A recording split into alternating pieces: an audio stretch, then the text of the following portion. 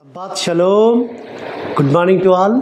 ప్రియులారా, రాత్రికాల సమయంలో సబ్బాత్ ఆరాధనలో మనం పాలు పొంది సబ్బాత్ ఆశీర్వాదంతో మనం నింపబడుతూ వచ్చాము. కాబట్టి సబ్బాత్ దినమున సంతోషంతో సన్నిధిలో గడుపుతున్నాం. అనుదిన కృపలో వస్తున్న లేఖన భాగం కూడా మనం చూసుకుందాం. పరిశుద్ధ గ్రంథంలో నుంచి అపోస్తలుడైన పౌలు కొరింథీయులకు రాసిన 2వ పత్రిక 9వ అధ్యాయము 6వ వచనములో సమృద్ధిగా విత్తువాడు సమృద్ధి అయిన పంట కోయును. కాబట్టి సమృద్ధిగా విత్తడము అంటే పరమతండ్రి ఇచ్చిన ఆ యొక్క ఆజ్ఞను కట్టడను అనగా బీదలకు సహాయం చేయడం, లేకుంటే ఆ విధంగా వారిని ఆదుకోవడానికి కొరకు మన చేతులు విప్పడం, మన గుప్పిలు విప్పడము.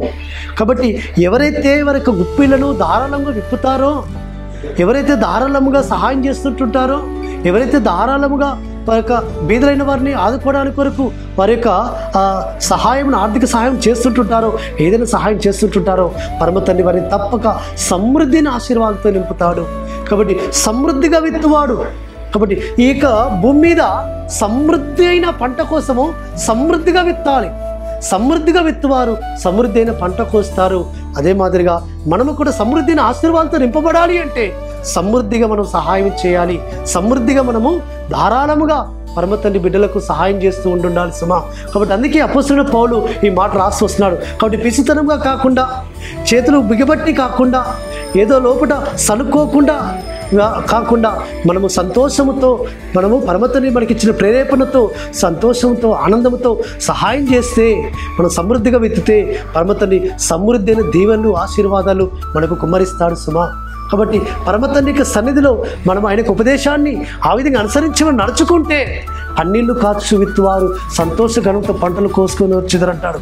కాబట్టి సంతోషంతో మనము ఆ పని చేస్తే పరమతండ్రి మన జీవితాలలో ఎంతో సమృద్ధైన దీవెనలు, సమృద్ధైన మేలులు, సమృద్ధైన ఆశీర్వాదంతో కుమ్మరించి మనల్ని, మన కుటుంబాలను ఆయన ఆశీర్వదిస్తాడు సుమా. కాబట్టి ఈ లోకంలో మనం ఆస్వాదింపబడడానికి కారణం ఏంటంటే పరమతండ్రి ఆజ్ఞను అనుసరించడమే, పరమతండ్రి యొక్క నీతిని అనుసరించడమే, ఆ విధంగా మనం సహాయం చేయడమే.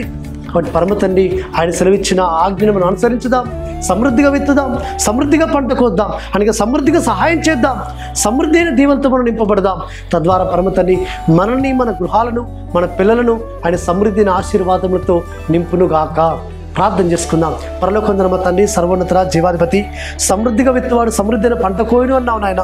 కాబట్టి మేము కూడా తండ్రి పిసితనంగా కాకుండా ధారాళముగా మేము ఇచ్చే హృదయం మాకు దయచేయండి తండ్రి. తద్వారా సమృద్ధి అయిన పంటను విత్తి అయ్యా మేము సమృద్ధి అయిన ఆశీర్వాదములు మేము నింపబడకు సహాయం జరిగింది తండ్రి. నీకు స్తోత్రం తండ్రి. విన్న మాటలు మా హృదయాలు ఫలింపచేయమని ప్రార్థిస్తూ యెహోవా నామమున స్తుతించి ప్రార్థించి వేడుకుంటున్నాము తండ్రి. ఆమేన్. సర్వోన్నతుడు, సర్వాధికారైన యెహోవా కృపా కనికరము నిరంతరం తోడుగా ఉండి ఆయన మనల్ని బలపరిచి నడిపించును గాక. ఆమేన్.